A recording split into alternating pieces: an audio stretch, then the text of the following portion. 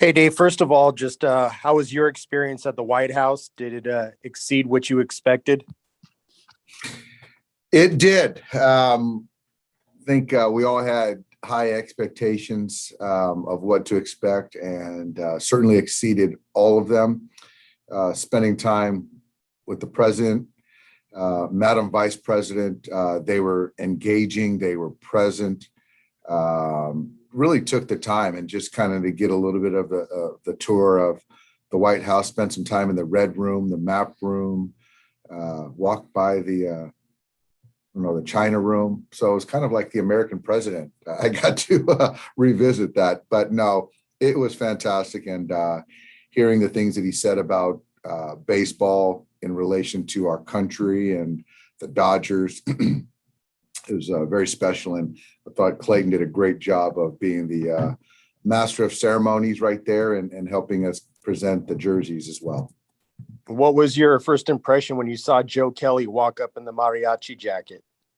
So I saw Joe in the morning at breakfast at the hotel, and it was more of a smile with the head shake, but not surprised, unexpected, but not surprised by the outfit, and just seemed pretty fitting. Dave, as far as Trevor goes and being put on administrative leave, how do you plan on covering Sunday now? I think right now for us, it's going to be a bullpen day. We'll try to figure out how to, so it's TBD for the Nationals, and for us internally, we're just kind of trying to figure out who's on our roster as far as arms and try to piece together. Thank you. Yep. Next question is from Kirsten Watson. Go ahead. Hi, Dave. Do you think that you guys have turned Kamala Harris into a now Dodgers fan instead of a Giants fan? Well, we worked on the second gentleman, Doug Emhoff, and he's a Dodger fan. So we worked on her husband. We got her a jersey. So I know her Bay Area friends weren't too fond of that presentation, I'm sure. But I think she has a little bit more love for the Dodger blue, certainly. I love it. And with Julio pitching tonight, what has stood out to you from his last few outings? I thought the last one really good. I thought that the couple prior, he let a little bit of emotion or some situations or pitches or things that didn't go his way kind of frustrate him. He's emotional, and we love that. But I thought he kept his emotions more at bay his last turn, and was really good. So he's pitched well in this ballpark, as I recall. So I like him, and I think he's going to pitch well tonight. Thanks, Dave. Yep. Next question is from Mark Castillo. Go ahead. Dave, just over the years, you guys have talked a lot about clubhouse culture, how you guys have built a strong one, and that's helped you guys have all the success you've had. Are you worried that this situation with Trevor Bauer can damage that clubhouse culture? Can it? I'm not worried about the guys in the clubhouse right now. We had a great day today visiting the White House, and right now, just with the travel and things like that, we didn't hit on the field, but guys are moving towards getting ready to win a baseball game. So I think that, there's a lot of things that take place that are out of guys' control. And, I think that for us to stay together and focus on winning baseball games, nothing's going to change that. Thank you. Yeah. Next question is from Bill Plunkett. Go ahead. Yeah, Dave, very good chance that you're going to be down a starter for a while. How do you plan to set up the rotation going forward? Well, if you're looking at Sunday and then Friday, they're going to be bullpen days, and obviously with David being able to take down 2 innings, maybe 2+, and just kind of seeing where we're at on those particular days and try to piece together. That's kind of where we're at. There's no one there's a move that we might make with another player tomorrow. So for a little bit more length, but yeah, it's going to be kind of piecing it together, Bill. Is it practical at all to try and stretch out David Price to be a starter mid-season?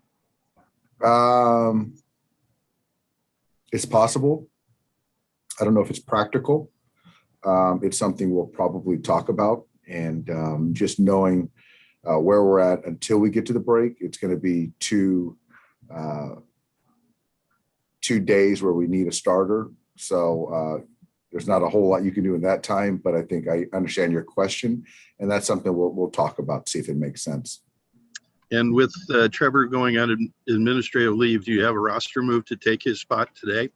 We're going to activate Brusdar Gratterall, or recall Brusdar. So he's been down there in OKC and was with us at the White House, and he's excited to be activated. Thank you, Dave. Yes, sir. Next question is from Juan Toribio. Go ahead. Hey, Dave, you talked about Brusdar kind of not being a finished product. Where do you see him kind of slotting in with the bullpen? Some leverage, or give him like a little bit of a soft landing spot? I would say probably the latter, but every out's important. And we have some guys that are throwing the baseball well. And I think for me, it's just looking at putting Brusdar in positions to have success. And with Scott Alexander, is he a possibility to get activated at some point? How's his recovery going? It's going really well. He's been throwing the ball really well. I think he's in the middle of a back-to-back. I think this is the second back-to-back tonight, so then he'll have a couple of days off. And I think Monday is the first day where we're thinking about potentially bringing him back or activating him.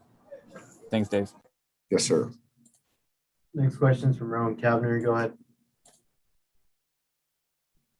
Hey, Dave, I know you've kind of talked about, you don't think, fatigue has really played a part with Julio just based on the stuff. I mean, did that last outing from him kind of do anything to further prove that to you? That it's more just about performance and finishing pitches than it is, fatigue or where his pitch counts at or anything like that?